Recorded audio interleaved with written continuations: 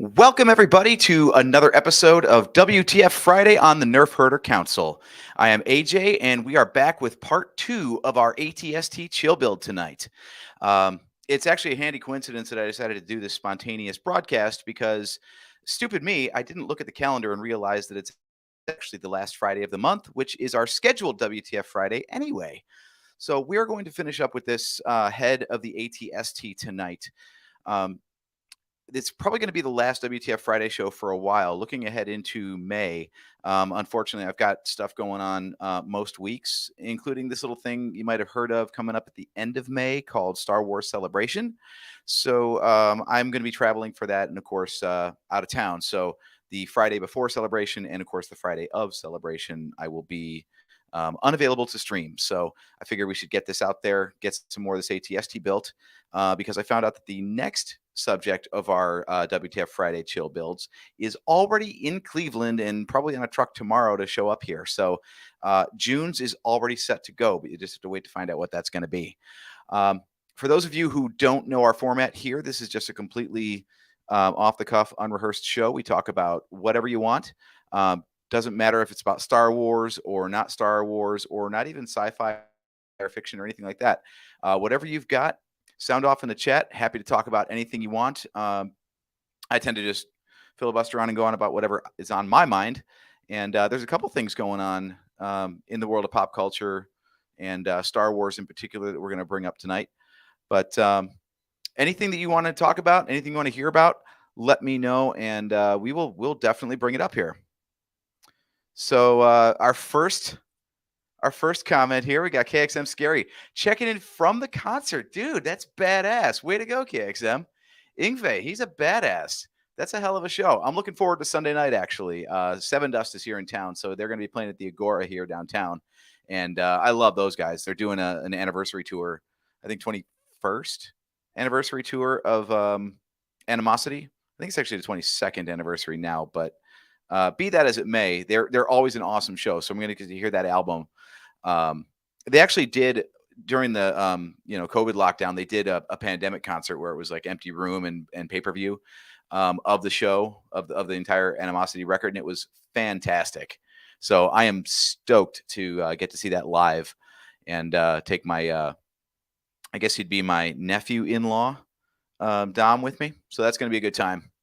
My brother raised him right, made sure he had good taste in music. So good times, man. Good times, man. Thanks for checking in there, KXM. So yeah, let me catch up on what we've got so far here.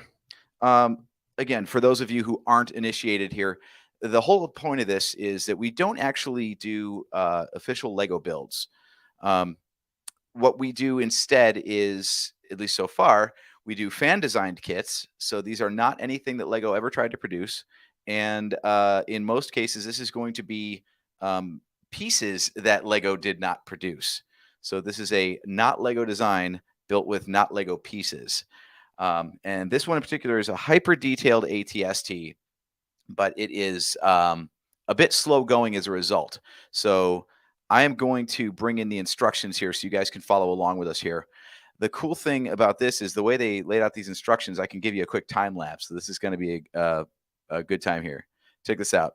Okay, so we got step 1, and we have gotten through all the way to building the interior of the ATST head. We got the back wall coming in here, and we have gotten as far as putting the turret on, and then we built the face of the ATST head and attached it all. So we are now at this point, and if I go ahead and get savvy with my StreamYard here, I'll be able to show you that.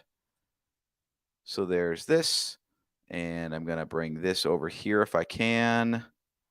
Can't quite, so here's what I'm going to do. I'm going to bring this up in solo view, and here is what we've got built so far.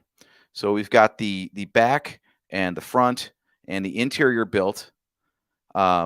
Just to show you that this is actually minifigure scale, I've gone ahead and added an ATST driver and a biker scout, just too lazy to ride along, in there with him.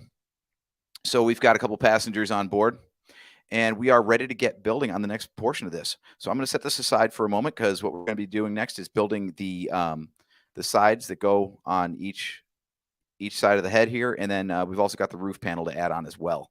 So let me go ahead and set that off to the side here. I've also saved myself some frustration here by pre-sorting everything. For those of you who don't know, when you get a non-Lego kit, for the most part, if it's a clone of a Lego kit, then lately a lot of companies have started sorting things into bags, just the same way that Lego assortments do. But for a fan kit like this, what you end up getting is just random pieces. So it's up to you to either hunt through every piece in the kit, or you have to do some pre-sorting to make sense of all this stuff. So what I went ahead and did is I went ahead and actually built this thing ahead of time just to make sure, because the other problem with Lego clones in a lot of cases is a quality control issue. So in a lot of cases, you'll see either part substitutions or part omissions entirely. There's stuff at the front of the instructions here that indicate that some things aren't the right color because they just didn't have it in that color, or some pieces are just gone entirely. Fortunately, nothing critical. So we're not missing out on anything too big here. You never get minifigures or printed pieces with these fan kits. So I purposely try to pick kits here that are not too reliant on details or figures. So it still, resembles the thing it's intended to resemble. But what we've got here is I've pre-sorted the left. I thought this was mirrored, so I tried to use my right hand to get clever. The left and the right sides of the ATST head are already here. We're going to go a little bit out of sequence by building these basically in tandem, because there's really no point in building one and then just repeating the whole process.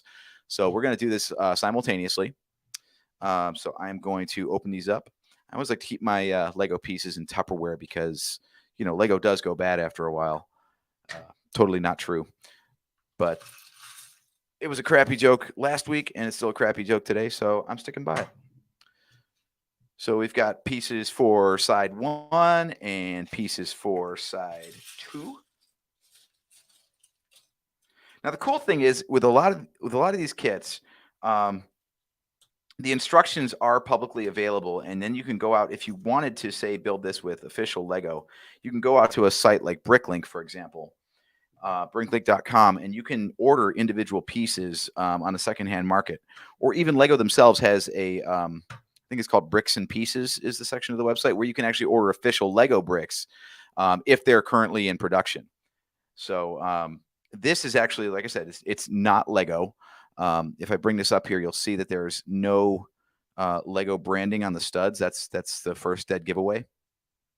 But the quality control has gotten a lot better on these clone brands lately. So a lot of stuff is still feasible with the knockoff stuff. The question is one of legality for the U.S. though. Officially, there is packaging with these sorts of things, but in this case, you just get a bag that looks a lot like the bag that you would get at a Lego store if you went to their bits and pieces wall and picked out your own. I'll show you that here. So clearly they're doing everything they can to look as much like Lego without actually being Lego. But it's a cool little thing. They will not give you printed instructions either, though, especially for these fan designs. What you end up getting is the PDF like I was showing before. So let's go ahead and get set up here and get started with the building. So I'm going to switch off here and go over to this layout here, but that's not the right one. That's the one we want. Okay, so we've got the instructions up here, and we've got our building surface right over here. There we go. We're all set to go. So let's get some ATST building now. Like I said, this is an open forum, so anybody who has anything they want to be talking about, go ahead and chime in the chat. We'll go ahead and bring it up. Also, being a Friday night, we like to have a beverage or two on the show, so feel free to indulge if you got one. I'm drinking what started life as a bottle of caffeine-free Diet Coke. I've added to it since with a little special ingredient. Tasty stuff. So yeah, we have some beverages. We do some bullshit in here. Talk about whatever's on your mind. So the first thing I wanted to talk about, since we carried out our Wednesday episode, our main Nerf Herder Council episode this week, was a question that I came up with about. It's basically like fan fiction, but the question was, what aspects of Star Wars would you rewrite if you had, control? And we got into a whole bunch of stuff. Turns out, surprise, surprise, no one came up with anything from the original trilogy that they would really change. But what we did come up with was a lot of prequel stuff and a lot of sequel stuff. So, oh boy, sorry, I'm just ignoring a phone call right now. But yeah, so unsurprisingly, especially with the script writing mess that ended up being the sequels, there was a lot of changes in there, and I just wonder like how that sort of stuff would play out. One of the first things that came up that we all agreed upon on the show was that Emperor Palpatine coming back in Episode 9 was just a bad move, just a bad move. Like it was so unnecessary and undermined the characters that they had created in the sequel trilogy to bring back an original trilogy guy as the big bad out of nowhere. Wow, like, Last Jedi ended with Kylo Ren assuming the mantle of Supreme Leader, and I thought that was a good place to leave it to start into the what would be the Rise of Skywalker. Now, admittedly, when they were making the Last Jedi, they didn't know that they wouldn't have Carrie Fisher around for filming Episode 9. Apparently, all reports were that that was going to be the same way Han Solo was the big original trilogy guy in Force Awakens, and Luke Skywalker got his time to shine in The Last Jedi. It was going to be Princess Leia's turn. Sorry, General Leia's turn to shine in The Rise of Skywalker. So, I mean, it's pure speculation as far as what the storyline was going to be, but I assume that the plan was with Kylo Ren, her son, being the supreme leader and being more ruthless than ever at the end of The Last Jedi, that, her love would redeem him in the next episode. Now, I get why they couldn't really do that because they only had, alternate takes and B-roll and stuff to work with Carrie Fisher's likeness due to her untimely passing. But to completely walk away from the storyline and just pull Palpatine really out of nowhere to go ahead and create the big threat that they have to face at the end of all of this, it was just a crappy swerve. It was a swerve for swerve's sake instead of something that made sense. And it really undercut the characters that they were building in the sequel trilogy. I mean, they had Kylo Ren built to a point where he was plausible as the big bad, and you still had that underlying tension between him and Hux, which could have played out to really cool effect in the next movie. And instead, they brought back Palpatine. So all of us, to one degree or another, had a rewrite in mind where we just cut Palpatine out of it and let Kylo Ren run the show. Now, the question from that point is then, what do you have him do? What's your storyline from that point? And that's what I would love you guys to chime in on and see what you guys think about. Because we had the Colin Trevorrow version of Episode 9 before he backed out. And some script details of that were leaked with a whole Stormtrooper rebellion. And there was a couple other points I'm kind of blanking on right now. But there, we do know what the first original take was on that with a few of the ideas. But the infighting between the Force using Kylo Ren and the military leader of General Hux was all right there. And I thought that was a really cool aspect that they should have kept in there. The way those two were at each other's throats, I thought was a really interesting take. And, if you want to figure out, okay, so if you've only got like a scattered bit of resistance fighters left at the end of Episode 8, how do they build a credible threat to the entire First Order in the next movie? Well, the answer is, like they seem to be going with or hinting at, Hux, the leader of the military arm of the First Order, gets fed up with Kylo Ren, and he is the one who leads an insurrection inside the First Order. and that's where all of your forces come from. So you have, loyalists split down the middle with, some siding with Kylo Ren, some siding with Hux, and you get like a first order civil war of sorts with the resistance kind of caught in the middle, like not sure who to support or if they should just sit out and let the two sides beat each other up and then come in and pick up the pieces. I thought that would have been a really cool way to take the story. The thing we ended up with was frankly just disappointing. But we got what we got. The other part that really got a lot of conversation going was what to do about the prequels, and especially with Darth Maul. None of us agreed with Darth Maul going out like a chump in Episode 1. I know you guys thought I was going to talk about Rebels, but we're not there yet. With Darth Maul getting killed in Episode 1, I don't know what George Lucas was thinking on that. That is just a mind-blowing decision, because he was originally going to kill Darth Vader off in the first Star Wars, and he wisely put it in that he, escaped the final battle instead of being blown up in his TIE fighter, as I'm guessing the original script called for. But to not learn from that and then know right off the bat not to kill Darth Maul, I don't get it. That was such a short-sighted decision on his part. I mean, he knew he had a trilogy to go, and I guess the character might have been in the way for what he had planned for 2 and 3, but based on who he was replaced with, I think Darth Maul and his enduring popularity kind of proves this out.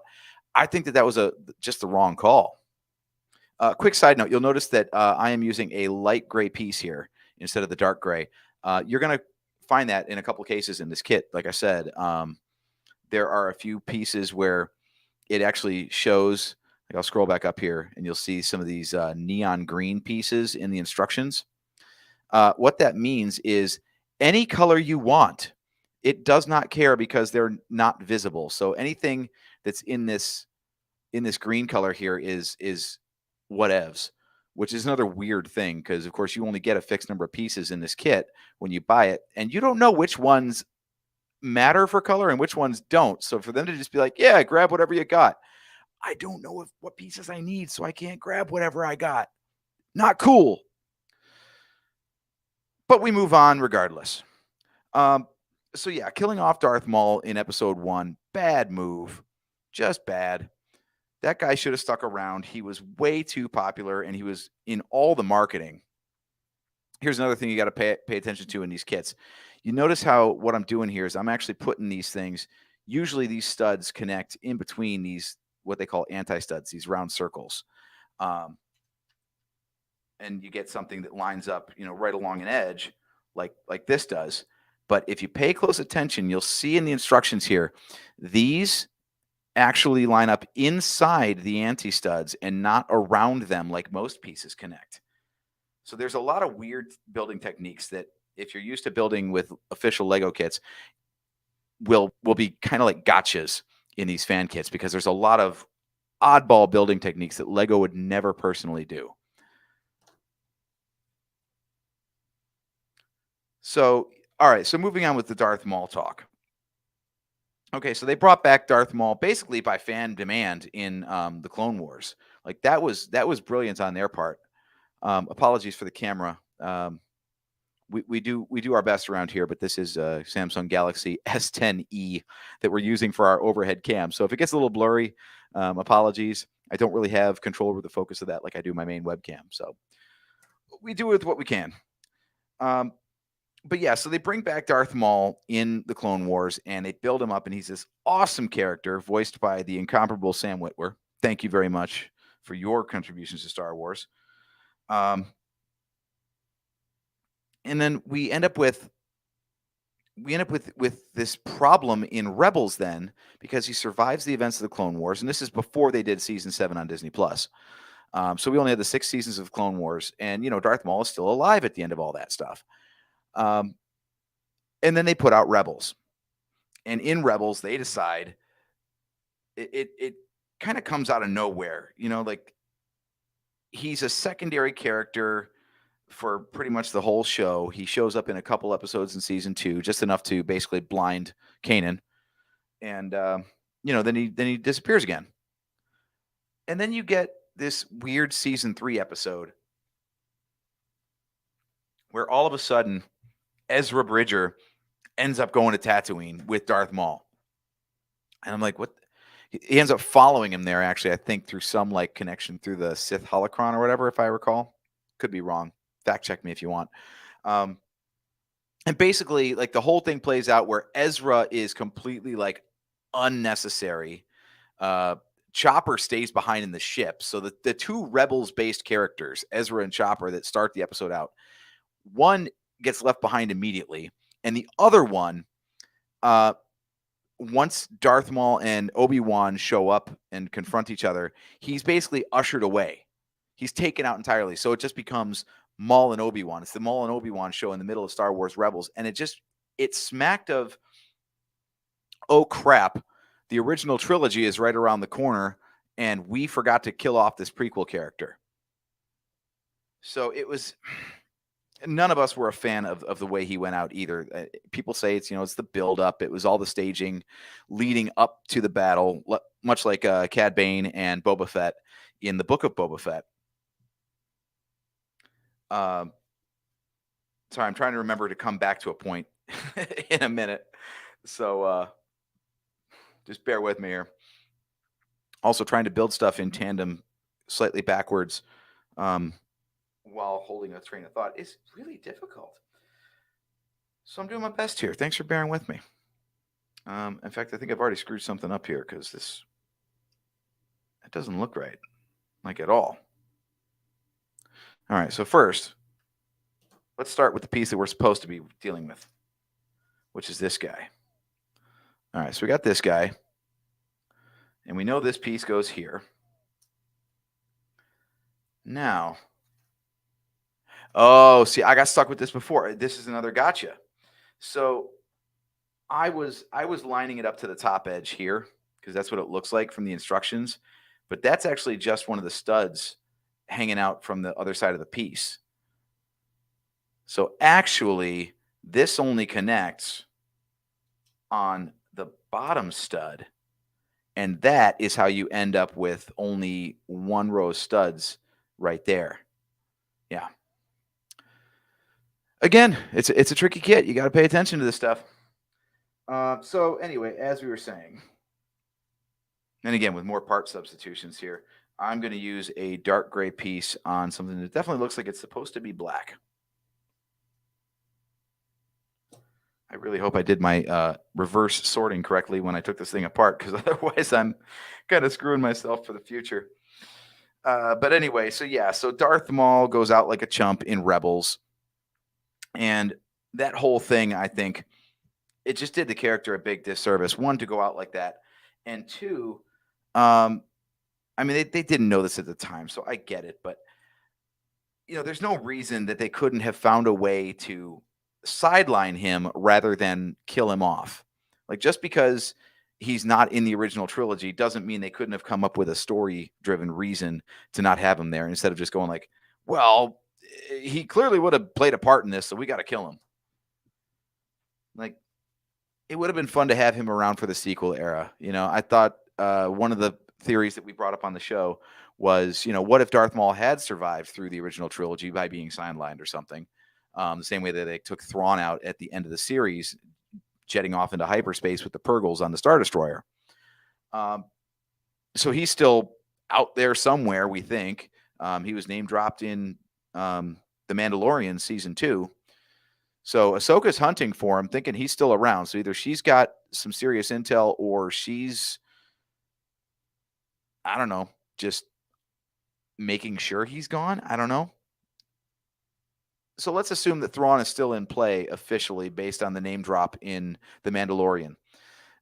If Maul was also, if they had been able to keep him around, they could have brought him in if they were really like scrambling for some sort of a legacy character to bring into the sequel trilogy to connect, the whole Skywalker saga together. Darth Maul would have been really cool with the way they built his character through the Clone Wars. I think him coming back in the sequel trilogy, and this was JT's idea on the Wednesday show, bringing him back to either mentor or confront Kylo Ren to wrap this whole thing up, I think would have been incredible. Especially because, again, if you hadn't seen any of the Clone Wars or Rebels or anything, and you only had his appearance in the Phantom Menace, can you imagine a holy shit moment bigger than that to like have this guy from episode 1 all of a sudden pop up in episode 9? Like that would have been fantastic. So of all the directions they could have taken with the Rise of Skywalker, that movie seemed to be the one that we had the most ideas about how we would change. Now, one of the things that I posited as far as the fate of Darth Maul was I always liked the idea of, again, this is of course predicated on him surviving episode 1. I always thought it would have been a cool swerve if Anakin's downfall would have played out as him. Basically, all the events of episode 3 can play out as they were, with Palpatine being like, hey, you can't learn to save people from death by the Jedi. So, there's some other knowledge out there that you can't get from the Jedi Order, and I just might have it. And then to, just straight up drop that, he knows that Anakin's married, and he knows that Padme's fate is what's stressing Anakin out so bad, and to go and do all that stuff and then kind of just leave it dangling where Anakin would be like, great, can you teach me? He'd be like, nah, brah, sorry. Us Sith Lords, is rule of 2, and I've already got an apprentice, Darth Maul. So Anakin would then have to choose to, and he would anyway, because he's, still a Jedi at this point, but he would choose to go and kill Maul. And then rather than being like, all right, Mace Windu, haul him away, whatever, instead, he just voluntarily steps in as Palpatine's apprentice. I thought that'd be a really cool way for him to turn, because then instead of the whole, like, I was completely misled and lied to the whole time, it's, no, I actively chose this. I thought that this was the best way to save Padme, was to just embrace the dark side. And my first act was not in conflict. It was a deliberate choice to betray the Jedi. Instead, the way it played out to me in Revenge of the Sith was more like, I mean, he helps Palpatine win the fight with Windu, and then he goes, what have I done? So the whole turn to me sounded more like, well, shit, I've got nowhere to go now. I can't go back to the Jedi. I just aided the Sith Lord in killing a member of the Jedi Council. Basically, the VP of the Jedi just got yeeted out a window because I helped Palpatine. So it was like, well, nowhere else to go. Might as well join the Sith now. I just like the idea better that there was more agency in his decision instead of like nowhere else to turn. So yeah, that was my reasoning and all that. And the other part I like about that is there's not a whole lot that needs to change about Attack of the Clones in the meantime. You can still have Dooku in there as a fallen Jedi. You can have him do all the political stuff. So all that stuff can still play out the same, but then give all of his lightsaber fighting moments over to Maul. Really simple. So I don't think there's a whole lot there that needs to change in between episode 1 and episode 3 to make my version of events in episode 3 happen. But, that's, again, just me grandstanding because I'm the only one on the mic tonight. But I would definitely love to hear what you guys think about any Star Wars rewrites you've got, or any of the ideas that we proposed so far. You can always go back to our YouTube channel for the video version of Wednesday's show, or tomorrow, I'm sorry, not tomorrow, Sunday, May 1st, will be the audio version of Wednesday's live stream, if you want to check that out. So you can go back and get the full take on all the ridiculous ideas we came up with for Star Wars rewrites. It did get really silly towards the end, and that was good. We love it when it gets off the rails like that. Obviously, if you're tuning into one of our shows, don't expect any like deep, insightful comments, because one, we don't know that much about Star Wars compared to other podcasters. And two, we just don't take it too seriously.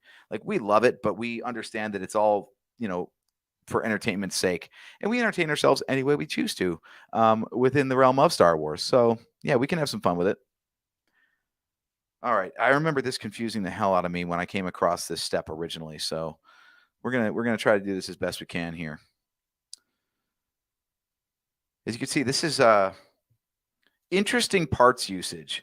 So if you're not familiar with your Lego catalog, so this piece right here, you'll notice it's super thin and it's got this weird little pin on the underside. This is actually supposed to go into a base so it can spin like that. Like that's the whole point of this piece. But it also is very useful in providing a connecting point if you need like that thinness. If you want to make sure that this thing is as thin as possible, connecting through to something else. In this case, we're preserving the interior space for the minifigures to sit in there because it's ridiculously tight in there, and the only way you're going to get that to fit is by having a super thin connector piece like this. Anything even standard width like this is too thick, not going to provide clearance for the figure. So it's a really cool and innovative use for this part.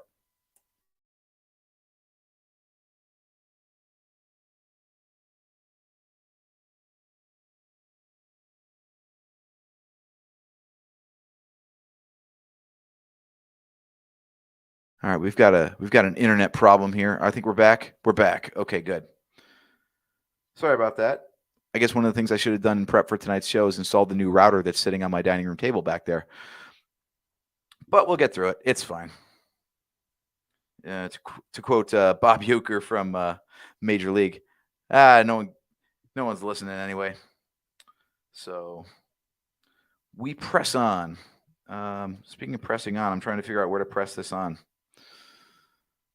I think it goes here.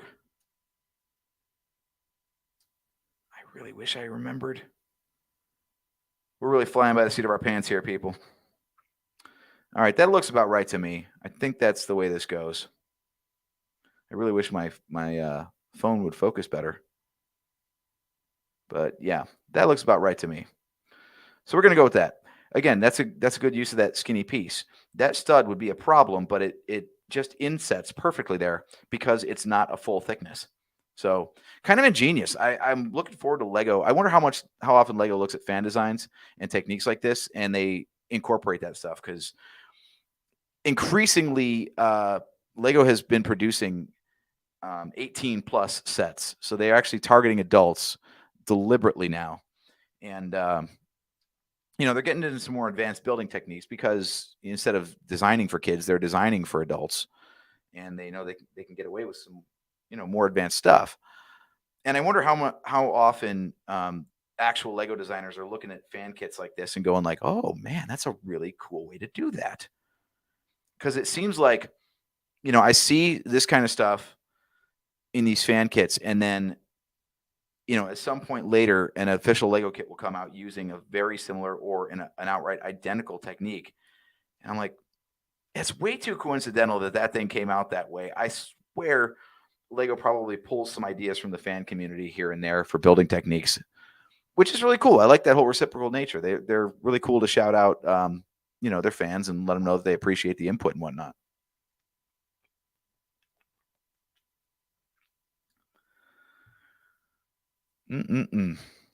Granddad's old caffeine-free Diet Coke. Gotta love it. So yeah, you're going to see some weird geometry in this build, which, again, I think it's really cool. I love to see, people creatively using all the pieces. I am nowhere near talented enough to come up with this stuff. I grew up with Lego. I grew up building Lego, but the parts catalog has gotten so much more advanced than it was, back in the 80s when I was building with it. I don't even know what pieces are available, let alone, how I could use them in kits these days. Almost anything that we're building with here just didn't exist back then. Like maybe this brick did, obviously these plates did, but this angled piece didn't exist. This L-shaped piece didn't exist. I don't even know if this hinge piece existed. Definitely not this tooth piece. So there's so many little bits and bobs that they've created over the years for additional detail that like I can't even fathom. I always have the idea of like, hey, I've got all this Lego sitting around because I buy a crap load of this stuff. What could I build with this? And the answer is I have no damn idea. I can't. You got to feed me some instructions if you want me to build anything out of Lego these days, because I cannot figure out how to use these things in creative ways like everybody else does here. I feel like mine would be the most boring crap ever. Like if I was ever on that show on Fox, Lego Masters, I would be like out in the first round, or I would just be like the guy with the idea, and then the other person would have to build it all themselves, because it's just insane what people come up with. All right, so yeah, we got some cool geometry going on here. I think I know where this is headed now. I know that sounds dumb because I actually built the thing already, but just bear with me. I ain't perfect. In fact, I think I mixed up some of these pieces between the two sides. I keep having to pull from what is basically the opposite pile. But whatever. So how does this work now? I think this goes like here. I think this goes here. And then we take this guy like this. This is another drawback of doing a fan kit is Lego would have made sure this was crystal clear. And fan kits, there's a lot of interpretation. You really have to, be spatially aware in a lot of cases to figure out where stuff connects and how. And as you can see, this thing is fragile. I've had to reattach this thing how many times now? So definitely not up to the durability standards of a standard Lego design. But that's the price you pay for the level of detail you get in stuff like this. So okay, I think we do it like that, and then it just knocks in like that, and you get this cool little angle. So we got this mishmash going so far, but you can already see it's kind of shaping up like the side of an ATST. So we're doing good. We're doing good. We can go ahead and mirror that on the other side here. So let's keep riffing here. I think we've harped on Star Wars rewrites long enough, but we do have this little thing coming up called Star Wars Celebration. And if you're on the email list, they just released the panels today, which I feel like I owe Reed Pop a little bit of an apology. Fortunately, I'm not very prominent on social media, so my opinions are pretty much unexpressed. So I don't have to walk them back to anyone in particular because I never published them. But I was privately complaining that here we are 4 weeks out from Star Wars Celebration, and we had like so little information about what was actually going on at the convention.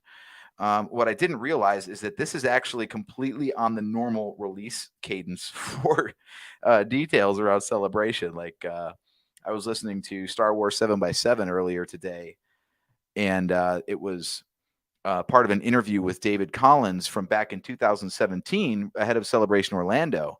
And they were mentioning that it was 3 weeks prior to the event when they released the panel schedule. So apparently getting it 4 weeks ahead of time, we should feel, honored, privileged.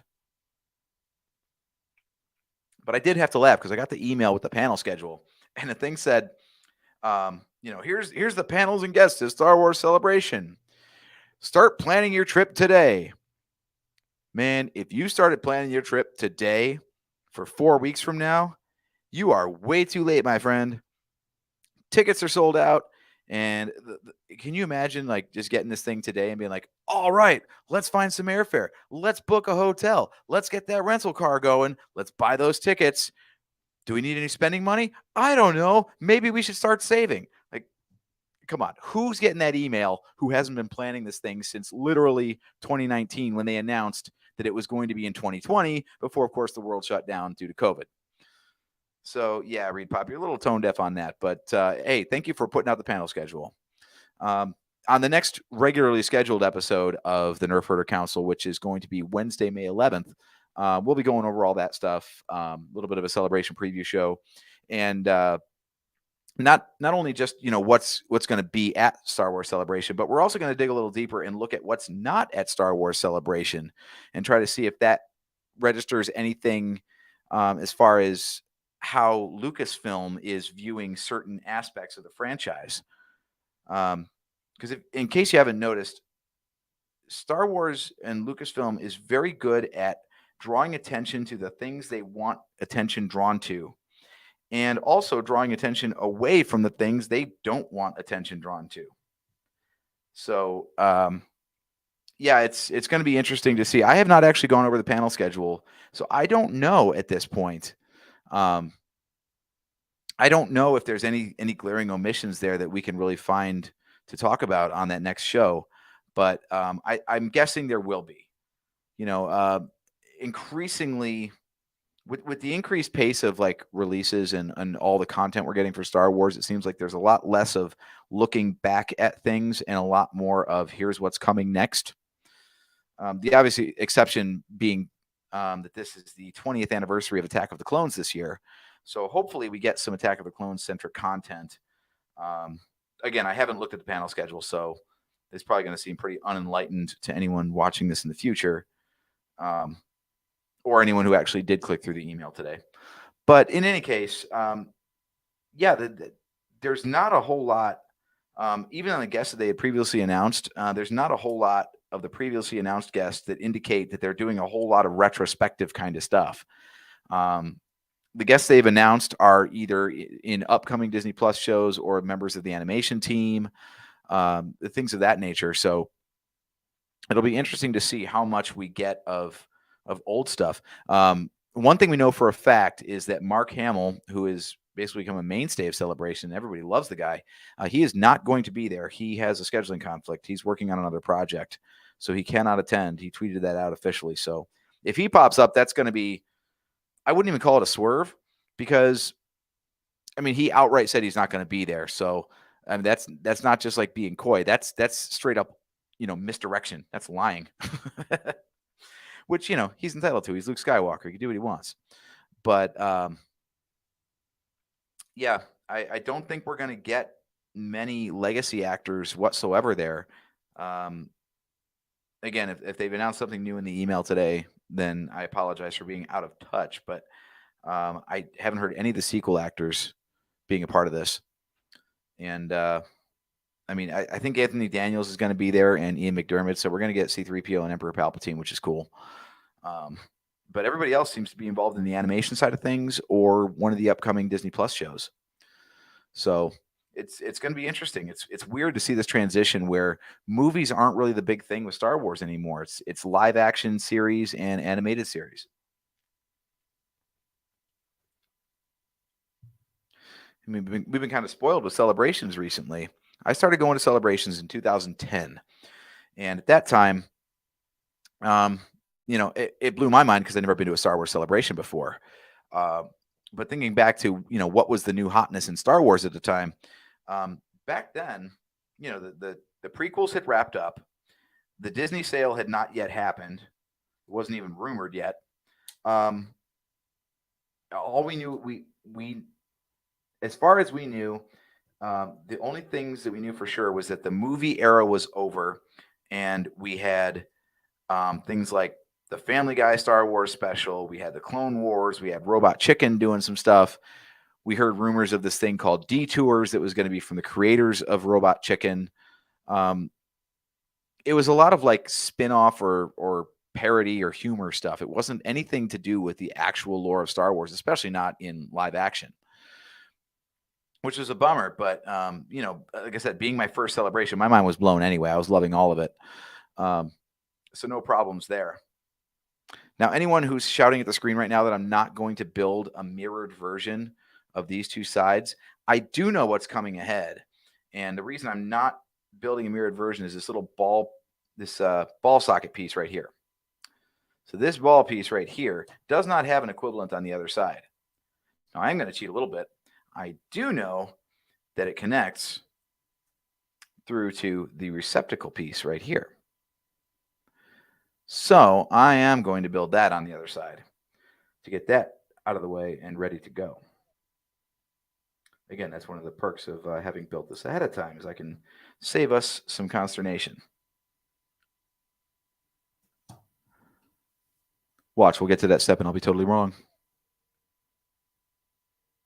But yeah, so 2010 we had the Clone Wars was in full swing. We had that was when they were dropping, because Clone Wars started in 2008, if my math is correct. I just love that geometry, by the way. Check that out. Like this stuff is all at an angle, and it ends up being on a completely straight plane when you use the hinge pieces like that. Like that's just incredible mathematics and geometry to make it so that stuff lines up that perfectly. Just incredible. So we had information on season 3 of the Clone Wars at that point, and that's when that is why I have this tattoo right here. This is my 501st identification. My mind was blown by all the cosplay, and that's where they debuted the design of the Clone Wars ARC Trooper. And I thought the guy looked so badass. I was like, you know what? I want a costume with that. I'm going to make a costume with that. And lo and behold, 2012, my birthday rolls around. And was that before or after Celebration at that point? I think it was right before Celebration. No. Celebration was ahead of my birthday. I know that for a fact because it was back in Orlando again, 2012. And again, this is right prior to the sale of Disney. So at that point, we're talking Clone Wars Season 5, and that's all we've got. We don't have anything about sequels or nothing about the Disney acquisition or anything. But, I'm perusing the 501st booth again, or the 501st room, rather. And again, I'm drooling over costumes. Like, man, I really got to build one of these things. And then wouldn't you know it, my brother JT goes and buys me the helmet of the ARC Trooper for my birthday as the jumpstart to all of this. So at that point, I'm like, well, shit, I'm in it now. Like I've got the helmet. So I've got to build this thing. Like I'm not just going to let this thing, mind you, it's an unfinished helmet. And when you buy these things, they come unfinished and you have to complete them yourself, like assemble them, sand them, paint them, glue things together, all the craziness.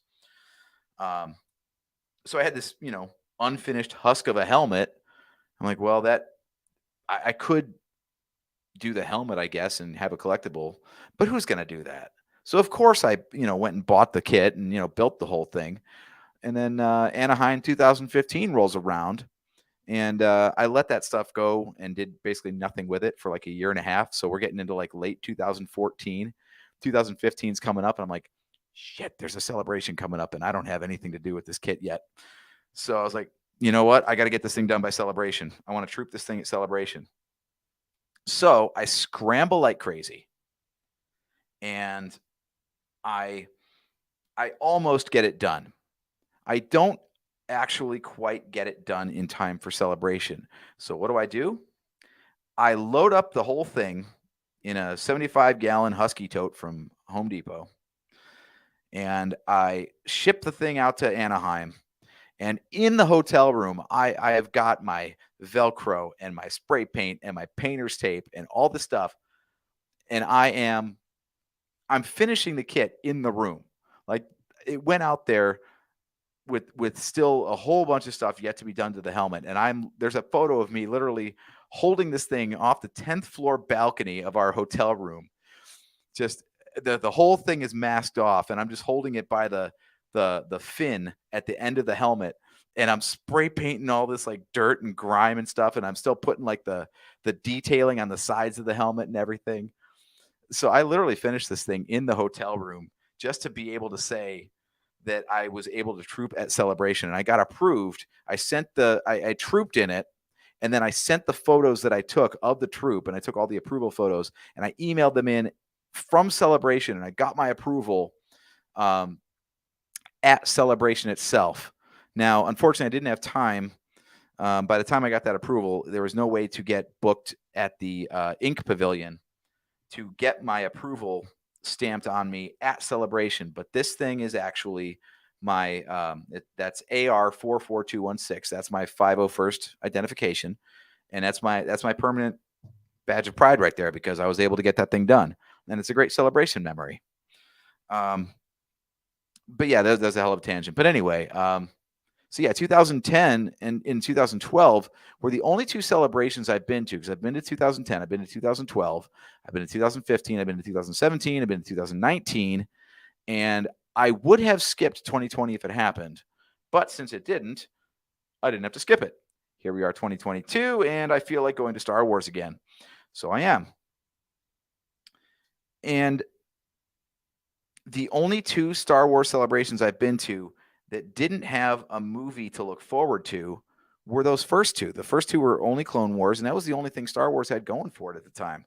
So I feel very spoiled because I'm looking at this celebration and I don't really know what we're looking like. What's the big splash that they're going to make? They've already said that, like, the main panel on Thursday, like the opening address, so to speak, which is usually the biggest panel of the entire thing, is just like a sneak peek of upcoming Star Wars projects. So unless there's some sort of like blockbuster announcement, I think what we're going to get is a whole lot of Disney Plus. And I mean, there's nothing really anticipated on the movie front since Rogue Squadron got indefinitely delayed because Patty Jenkins, the director, had a scheduling conflict because of pushbacks on other projects she was due to complete before beginning production on Rogue Squadron. So now that thing is kind of in limbo. So we don't have any sort of idea of what we're going to be getting at Celebration. Tommy, thanks for chiming in, man.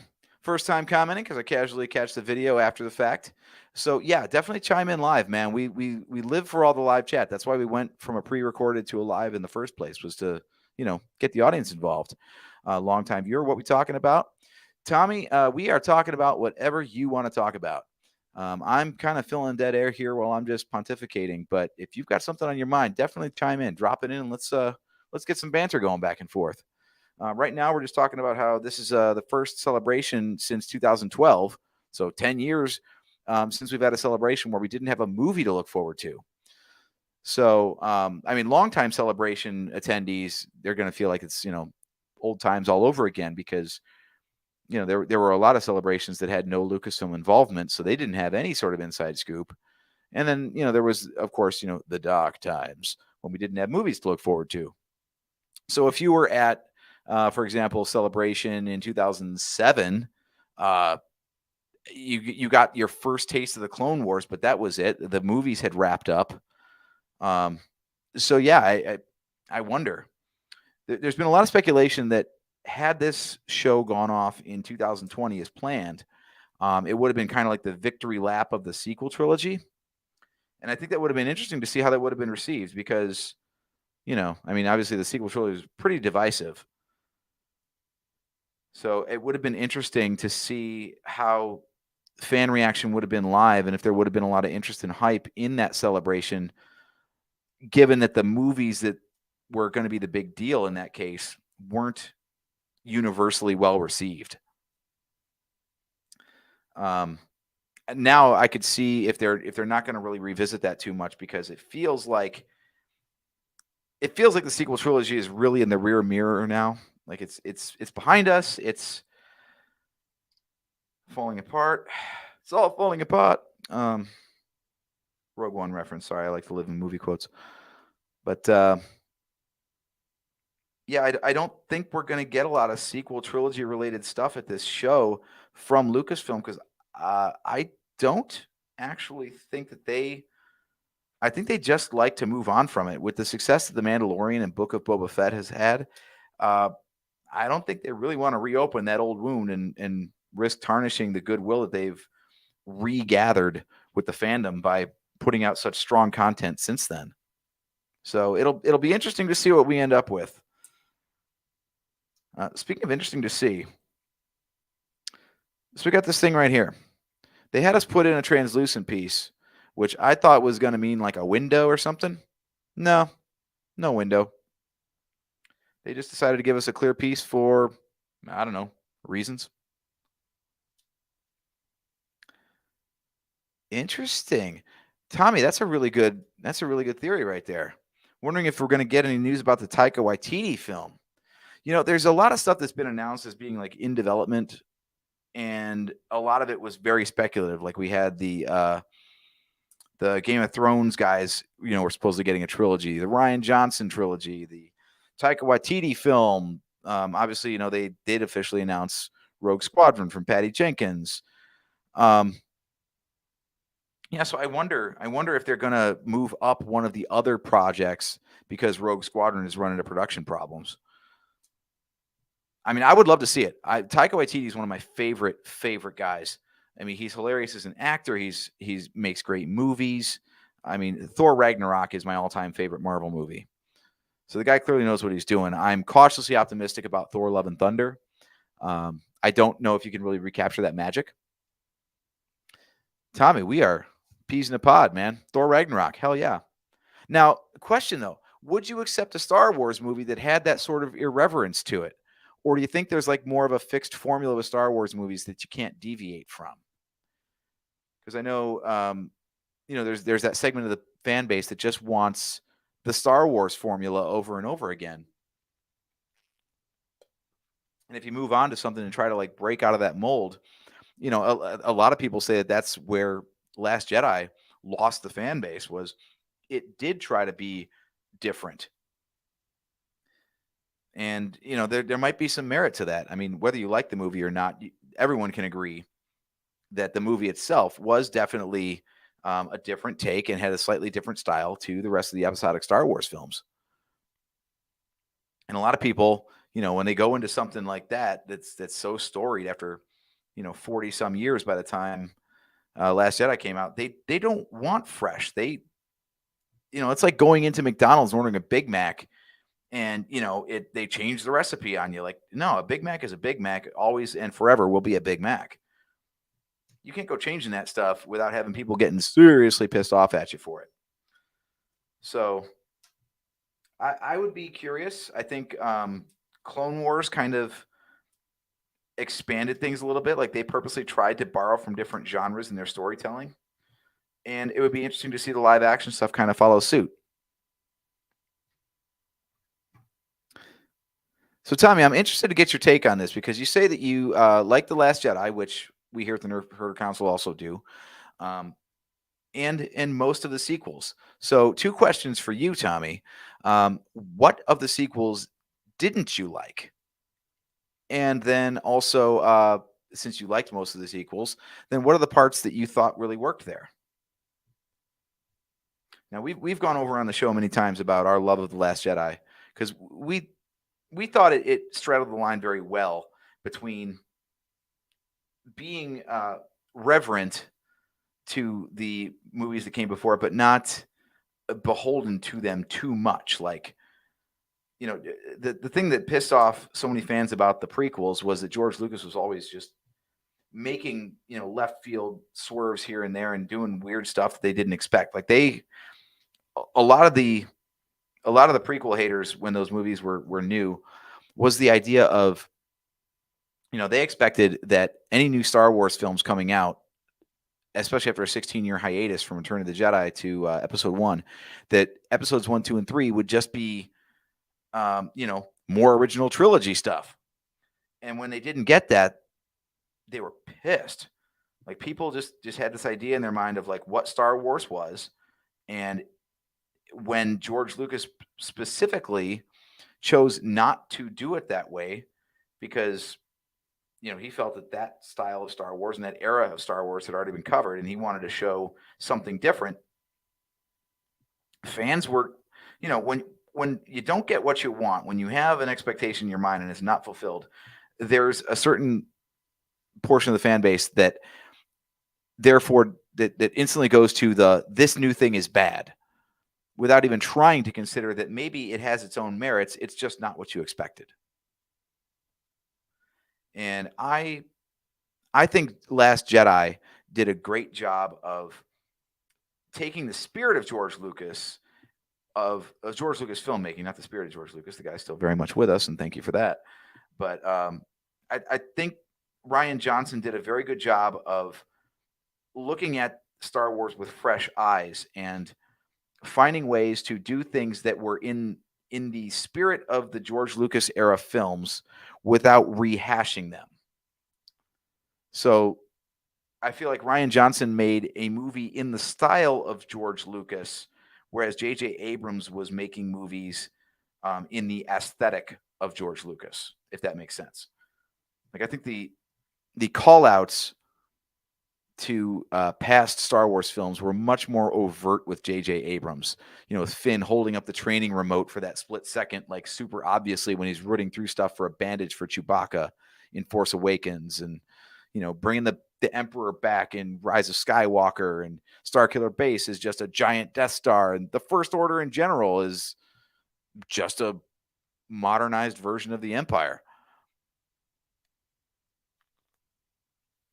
So, if you're looking for homages, then J.J. Abrams is going to give you very easy stuff to spot. I feel like Ryan Johnson went and looked at like how George Lucas made his creative decisions and then tried to do the same. And the one thing I love most about the Last Jedi is that the guy he's such a fan of Star Wars. Apparently, he just couldn't keep the documentary cameras off himself. Like the amount of behind the scenes materials and explanations that Ryan Johnson himself provides. I mean, there's a feature length documentary talking all about the making of the movie and the creative decisions that he made and everything. And I would be interested to see that made with The Force Awakens or with The Rise of Skywalker. I think those are interesting stories, and I think a lot of fans would love to hear them. But one of the things that Ryan Johnson said specifically was, he approached it like he wasn't swerving for swerving's sake, but he understood like to create a conflict for each of the characters, he had to identify what they wanted most and then deny them that. That was his idea behind it. So that was very much a George Lucas thing too, especially with the prequels, where he was constantly kind of toying with the audience and saying, well, you think you know what's going on here, because by the time the prequels had come out, people, already knew at least the rough story. Like, yeah, Anakin Skywalker becomes Darth Vader, and the Jedi were almost wiped out, and there's only Yoda and Obi-Wan left, and okay. So, I mean, George had a damn near impossible task with the prequels anyway, because he had to tell an interesting story when the outcome was already known. And now the outcome was not already known with the sequels, obviously. It was still, a story in motion when Ryan Johnson got his hands on it, but he took the same sort of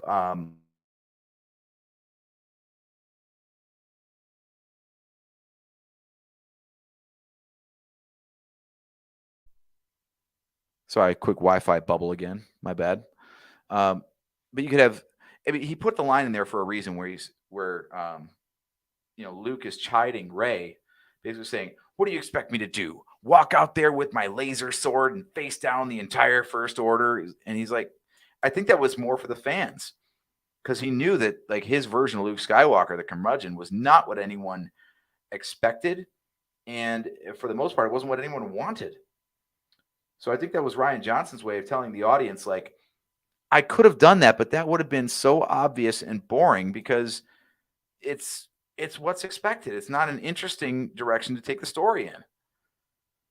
So for him to go out there and be like, you know what, I'm going to find out every way that I can logically twist this in an unexpected way, I thought was extremely brave. And for being the 8th movie in a series, to finally be like, you know what, we're not just going to go member berries and nostalgia on this. We're going to introduce new things. I loved it. I was very grateful that we had a director that was able to say, look, I'm a fan of the franchise, but I'm not just going to fan wank all over this thing and play sandbox. I'm going to try to, give this a fresh coat of paint and a new approach to the story.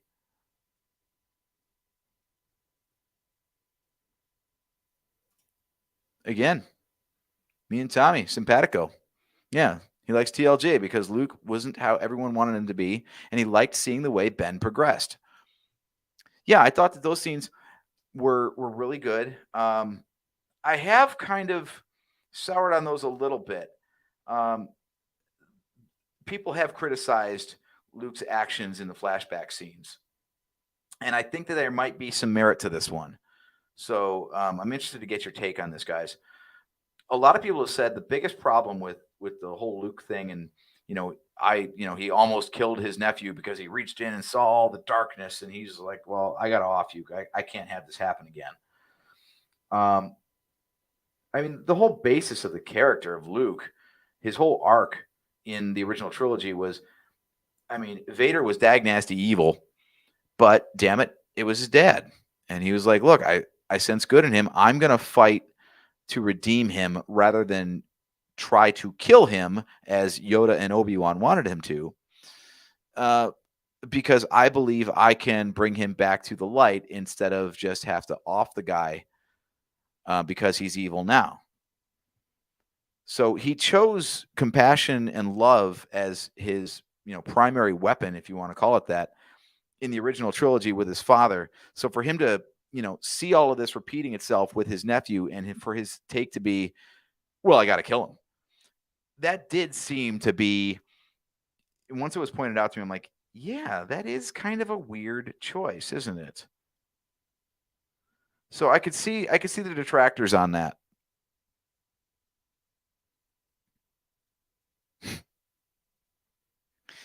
Oh, Tommy, this is great. It's like a one-on conversation here tonight. So chiming in here, bigger problem with the other sequels is that while I also enjoyed TFA, it was just a rehash of the same story beats. You and JT would absolutely get along. I really hope you're coming to Celebration. And as we're talking about Celebration here tonight, anybody who, can find us at Celebration, by all means, come up. We'll shake your hand. We'll take pictures. We'll talk Star Wars all night long. We'll probably try to, do a round of shots with you. So yeah, the best part about Celebration is, of course, meeting fellow fans and talking about this stuff in person. So yeah, TFA, I definitely agree with you. Like that, it was great at the time because it was nothing but nostalgia, and that felt really good. But it wasn't a very bold take on everything. Rise of Skywalker, letting Ben live would have been the way you would have fixed that. Yeah, I kind of get that. I never really, honestly, I never really cared that much. As soon as they redeemed him in the first place, and I don't know, I just thought that they didn't know what to do with Kylo in Episode 9 once they couldn't execute their original vision. So most of his stuff in Episode 9, made no sense. But I went with it because I understood that they were making the best of a bad situation. So you do what you can. You write the story that you're able to with the pieces you have available. One of them not being Carrie Fisher, unfortunately. So that was unfortunate. I'm getting a little lost here now. How the heck did I do this? So this connects here. Sorry, apologies, guys. As I said previously, trying to build a Lego kit and hold a conversation and steer a podcast all at once is a bit much. I'm not a multitasker. But yeah, okay. So we got my brother JT chiming in the YouTube chat here. So yeah, he's got Tommy's back. I knew you would, JT. I knew it. See, this dude's got some smart stuff to go. Oh, Tommy, you were in Chicago for Celebration. Dude, I think that might have been our favorite celebration, at least my favorite celebration, just because it was in Chicago, and my brother and I dearly love that city. It's fantastic for the tourism, and it's even more fantastic for the food. We love our Al's Italian beef. We love our Gino's East. We also love, JT, help me out, make sure I get this right. I think it was called Pisano's was the restaurant we found right around the corner from McCormick Center or McCormick Place. We ate there like 4 nights out of 7 while we were there. The, quote, gluten-free deep dish pizza was amazing because the crust it's not cauliflower crust or anything stupid like that. It was just ground sausage, crust made of sausage. It was the ultimate fat guy feast, and we loved it. Incredible. So, all right. So I got hungry there for a second. Let me Let me take a swig here and get back on track. So yeah, I think Tommy's on board with the way we think on Nerf Herder Council, which is that Ryan Johnson made some bold choices that didn't betray the franchise at all, but definitely spruce things up, and I think that's necessary. I like that. His other point said, "Show us what redemption actually looks like in Star Wars. Both Vader and Ben die immediately after being redeemed." Um, Good points, but in both cases, they they were redeemed by their final sacrifice. So it's not like they were off for a bad reason. It was especially Vader. I mean, Kylo Ren more so based on the body count, but Vader, once you've done the things he's done, yeah, you can say like his son redeemed him to a degree, but how much can you really redeem someone who's committed all those atrocities? Like, there's nothing that you can do to make people go like, "Oh, that's okay. We forgive you." Like, "No, man. You blew up Alderaan and you've enslaved countless other worlds and done all this stuff."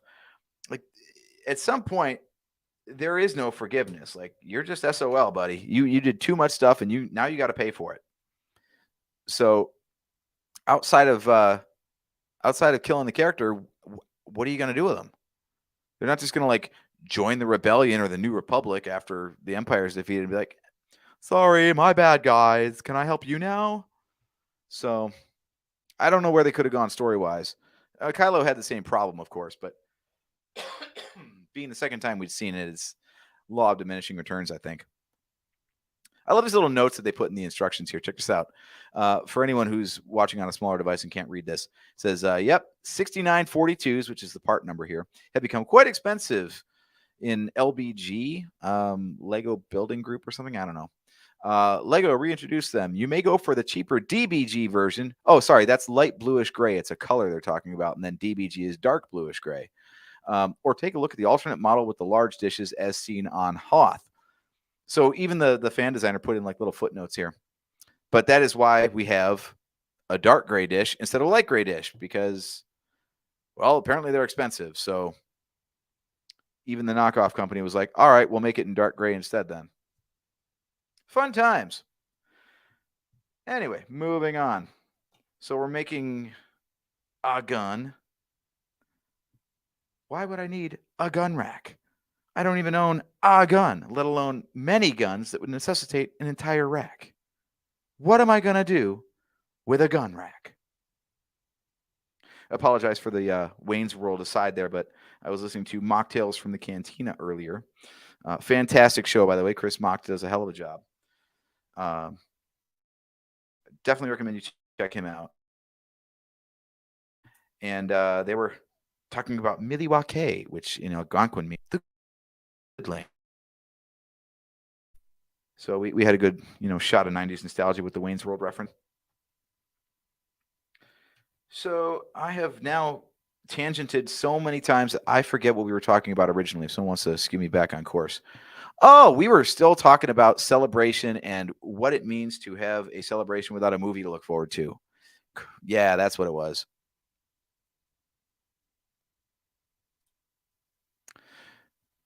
So we'll pick that up in a minute. Tommy's got a good point here. That could be interesting. I wonder what people think about that. So if Ben had survived and we got more storytelling past episode 9, would you want to see how Ben Solo gets along in the universe?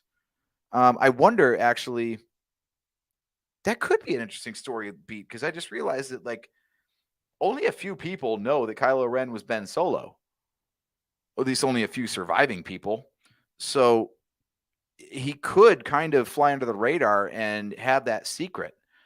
They kind of told that sort of a thing with Leia in the Bloodline book, and that was another story beat that I never really thought of.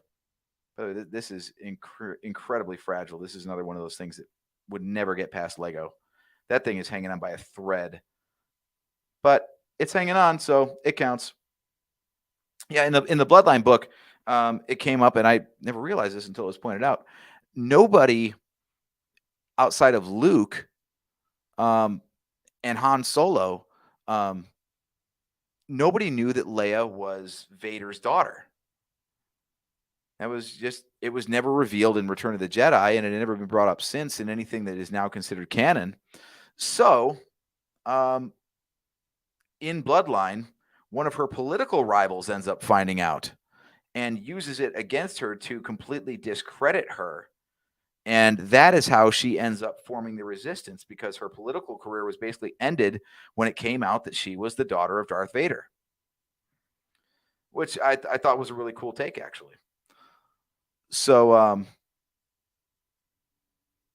might have done this wrong. I think I need to have this sticking out a little bit more so there's room for this hand to.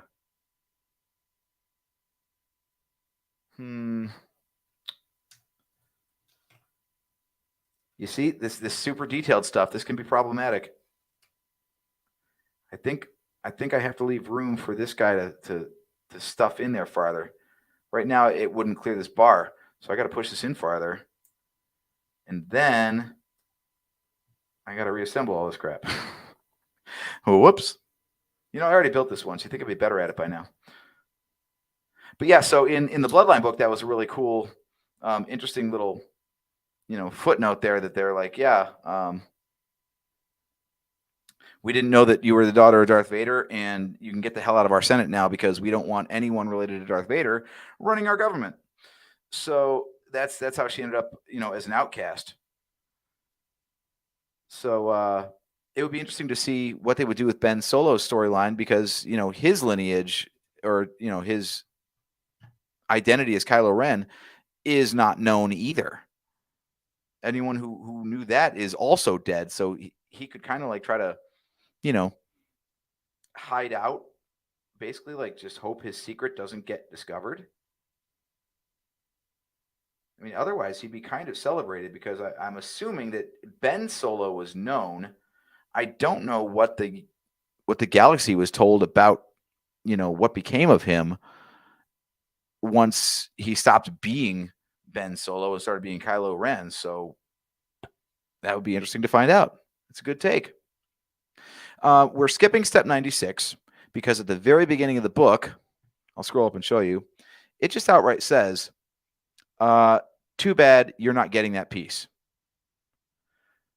So here you see we've already got the indication that we're going to get a black walkie-talkie instead of a gray walkie-talkie. We're going to get a black car fender or whatever this is instead of a dark gray one. They made a slight color change on what are actually hubcaps from Lego cars. We're not getting a minifigure bike helmet or skateboarding helmet, and we're not getting whatever this piece is. So too bad, tough shit. Buy Lego if you want better quality. Anyway, back to step, was it 96, I think we got? Yeah, there we go. So 96 doesn't happen.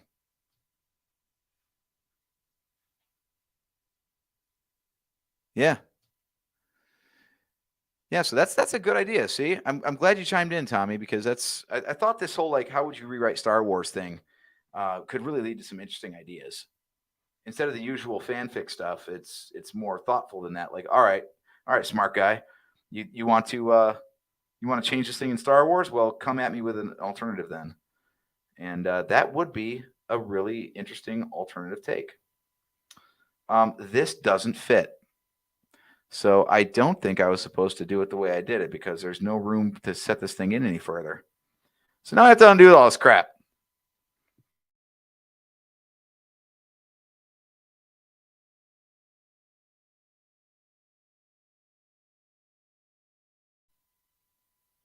Here's my Wi-Fi being awesome again. Sorry, guys. Like I said, I do have another router in the other room where I can actually hardwire in, and I'm going to have to do that before the next show, because this is just too spotty and too stupid for me. Don't buy a Google Mesh router. It goes bad. But all right, so again, this is only held on by one stud, so it's a super fragile connection.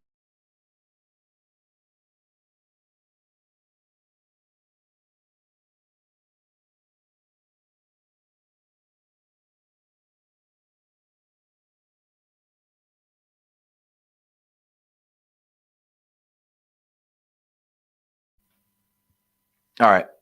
Are we back? I hope we're back. Okay, we're back. So yeah, I had to press this thing down on the hard desk next to me to get this to fit, but it's only held on by one stud. So this is definitely for show and not for play. That is fragile. Yep, so we got that piece done. Hooray for us.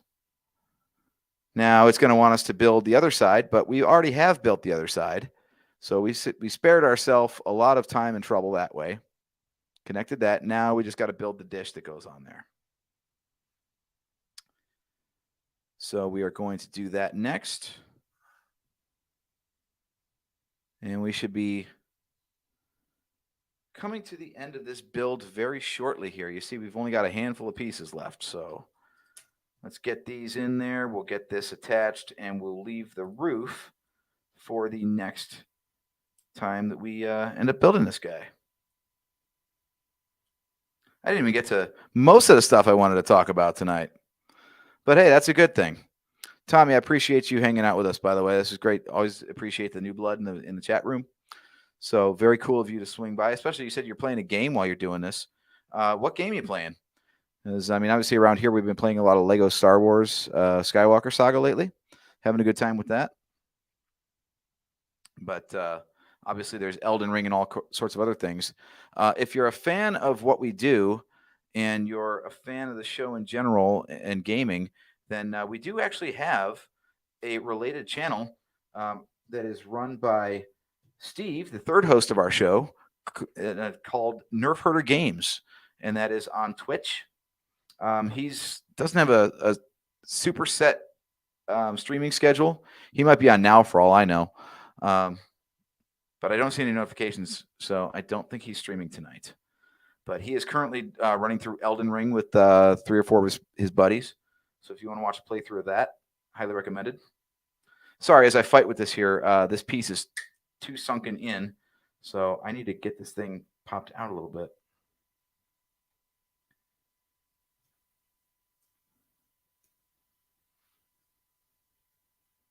Yeah, a lot of this kit is interpreting artist's intent because it's not really clear how the stuff works from the instructions alone. All right, so I think in this case, then we put that guy on there, put this guy on here, and this is troubling. This is not the sort of piece you should have left over. So now we get to play, what did AJ forget? What's different? And oh, there it is. Found it real close, real quick. So we got that, and that goes on here. Yeah, okay. And then we attach this guy. And we are done. But I don't. Does this connect? Did I screw up again? I really thought I was. Oh, it just barely reaches. Wow. Okay. All right. So we've got our 2 halves now. And now the last step is just to put this thing on the thing. So I think, again, isn't that a great step, 125? Like, how the hell are we supposed to know what the hell we do with that? I'm not going to do that. I was going to connect them, but I think it might be better to connect them after we bring in what we built last time and connect it through. So again, small type on the instructions. So those of you who can't read it out there, says, yep, the mantle is fragile, but that's the price to pay for a better look and room for the 2 pilots. So I guess he's kind of got a point there, but he's basically admitting that this design is, it could be sturdier, or maybe it couldn't be, and that's what he's talking about. But the main connection point here are these little pins. We got these rotating pins on ball joints right here, and these connect into these, and that is basically it. That is all that's holding these 2 things together. It is actually pretty sturdy, thankfully, because these Technic connections always are. But it's not the easiest thing in the world, especially because it spins freely. So you got to make sure you align it just perfectly, or else you're never going to get these attached. You know, if the Empire actually built shit this way, like, it would explain why they're always losing. Just saying. Okay, so we got that piece, and staying on just fine. So we're all good there. And let's get. Oh, see, gun fell off. How are you going to shoot anybody if your guns are falling off? Come on, man. Empire was destined to lose from the start. Their QC is crap.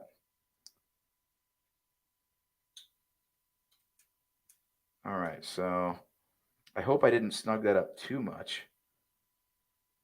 Really not sure.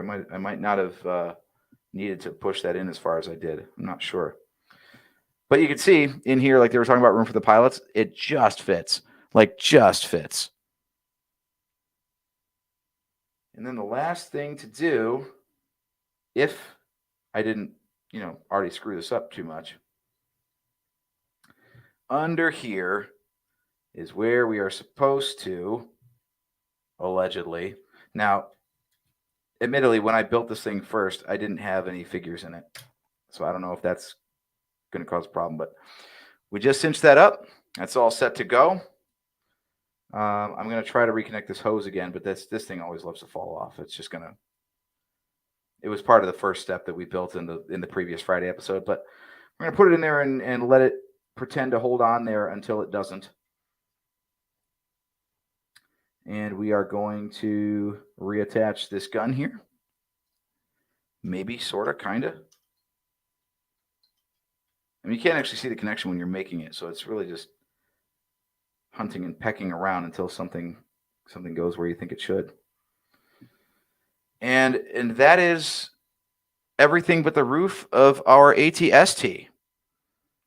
So we are getting close. I'm going to bring in a couple of the other pieces that we're going to be building in subsequent episodes. So here is the base that everything connects to.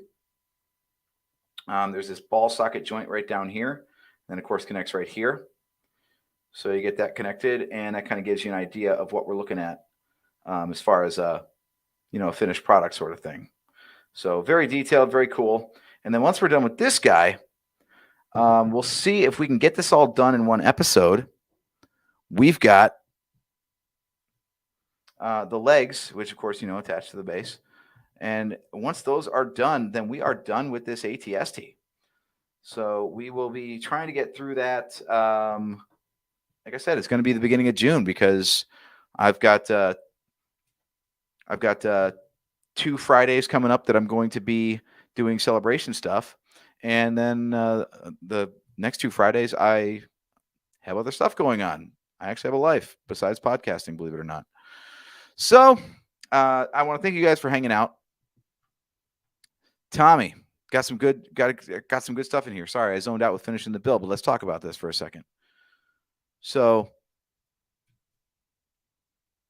Tommy's playing Dead by Daylight. That's a good game. I really like that one. I suck at it, of course. I own a Nintendo Switch, so anytime I'm playing Dead by Daylight, it's on someone else's console. And I'm not a next-gen gamer by any means. I'm terrible at them. That's why Lego Star Wars is our jam, because you really can't die in that. But more on the Star Wars side of things. Yeah. Yeah, the books are cool. They're not always, must reads by any means, but it is fun to find like little connective tissue here and there. But as Tommy said, Star Wars Explained always got us covered. So if you don't take it in yourself, all you got to do is follow Star Wars Explained on YouTube, and they'll keep you in the know. It's really cool. Interesting take. I like the idea of the galaxy actually knowing that Ben was Kylo. That would be interesting. We never really found out exactly how much he was in the public eye without the mask on. I mean, he had the mask when we first saw him in Force Awakens. Lor San Tekka knew who he was, but I think he was like an Alderanian or something. He was an old family friend, and that's how he knew. It was covered in some other book that I didn't read.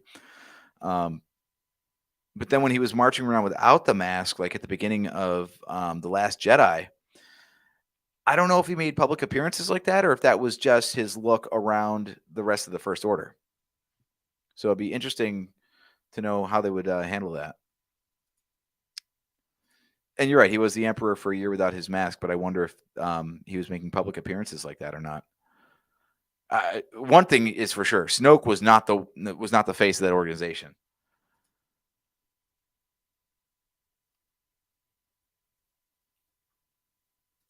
Holy crap, Tommy! You got to slow down, man. Slow your roll. How did you 100% Lego Star Wars already? That thing. There are literally like what is it? 350 characters at launch, and they've got the DLC packs of additional characters. Like I think I'm like 40% through episode one, maybe. And I'm just burning through. Like I want to be hunting for studs and Kyber bricks and all that stuff. But as soon as I picked up my first Kyber brick and it says like one of 1116, I'm like, oh my God, are you kidding me with this? So yeah, I'm torn between being slow and completionist and plowing through the story just to feel like I'm getting anywhere at all in the game. So just wrapping up to see where we've been. So yeah, it's just demonstrating that the figures go in the kit, no problem. And that's where we're at. So yay. I don't actually own a second ATST driver, otherwise he'd be in there, but that's okay. In fact, I probably do. I own enough of these stupid things. But you could see the difference just in the level of detail and the building techniques. Like you got that guy right there for the head of the ATST.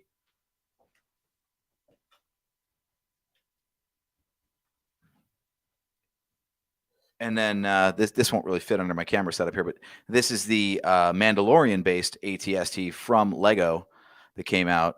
A lot simpler to build, a lot sturdier, but much less detailed. So you get that trade-off. It's all a matter of is this something that kids can play with, or is this something that's supposed to like look amazing and sit on your shelf? So it's fun to see the different takes. Actually, I like the difference between them.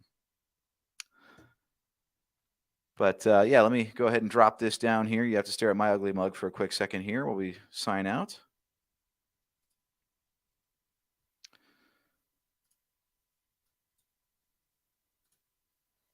All right, there, and we're back again.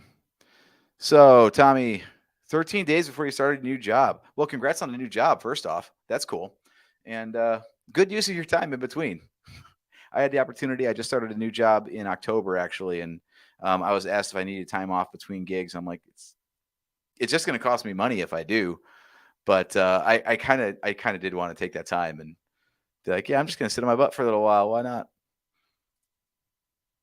So yeah, good use of your time, man. Hey, Tommy, I hope you keep checking out the show. Our next scheduled broadcast is going to be Wednesday, May 11th. That will be, like I said, our celebration preview show. We're going to review all the announcements that they made leading up to the show, and also try to figure out what stuff isn't going to be on the show, or what stuff Lucasfilm doesn't want you to think about based on not drawing attention to it at Celebration. Then following on from that, like I said, go look up Nerf Herder Games on Twitch. That is Steve's gaming channel. His Elden Ring character is actually a custom skin he made that makes him look like Darth Maul. So he's all tattooed up, and he's got the hood, and he's got the double-bladed sword and stuff. It's cool. And then we'll probably end up do some sort of broadcast from Celebration, but we're not committed to anything yet because we're going to be at Celebration, having a good time celebrating. So we might get on the air. We might not. We're really not sure yet, but we are definitely confirmed for May 11th, and some WTF Fridays after that. So make sure that you guys tune in. If you like the content, then cool. If you don't, let us know what you'd like to see. I'm finally starting to figure out how the YouTube algorithm works a little bit. So if you like this video, make sure you click that like button. Click the subscribe button if you're not already subscribed. And if you want to know when we're going to go live, we do pre-schedule these things in most cases when we remember to. So hit the notification bell. So whenever we do book our next upcoming show, you will get notified and know when to tune in for that. So with that in mind, I hope you guys have a fantastic weekend. Thank you for tuning in to another episode of WTF Friday. You can always check out the Nerf Herder Council on Facebook, on YouTube, on Twitch, or on Twitter at NHC Podcast. I am on Twitter, sorry, not Twitch, at Drake Adams 579. And feel free to hit us up between the shows with any thoughts you've got, and we're happy to chat with you guys. So take it easy. Have a great weekend, and we will catch you next time.